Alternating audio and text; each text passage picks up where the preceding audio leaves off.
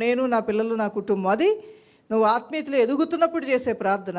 ఎదిగిన తర్వాత నువ్వు చేయాల్సిన ప్రార్థన చాలా ఉంది. నశించిపోవచ్చిన ఆత్మల కొరకు, నువ్వు వెళ్తున్న సంఘ కాపరి కొరకు, సంఘం కొరకు, అక్కడ ఉన్నటువంటి ఆదివారపు ఆరాధనల కొరకు, అలానే అక్కడ జరిగే ఉపవాస ప్రార్థన నిమిత్తమే, అక్కడ ఉన్న ప్రజల యొక్క అవసరాలు అక్కర్లు నెరవేర్చబడాలని, అవన్నీ చేసే వాళ్ళనే ప్రేయర్ వారియర్స్ అంటారు, ప్రార్థనా యోధులు అని అంటూ ఉంటారు.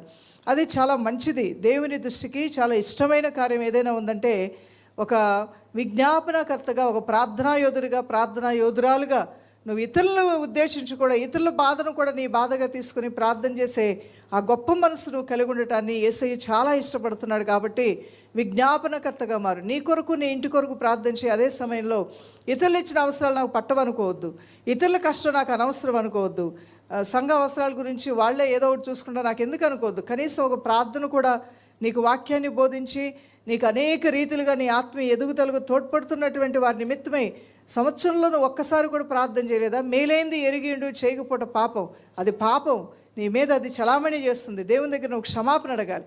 నీకు మేలు చేసిన వారి కొరకు ప్రార్థన చేయి, నీ శత్రువుల కొరకు ప్రార్థన చేయి, నువ్వు క్షమించే వారిని, వారు కూడా నిన్ను క్షమించే మనసు వారికి ఇవ్వాలని నువ్వు ప్రార్థన చేయి. ఇలా ప్రార్థనలో అనేక అంశాలు పెట్టి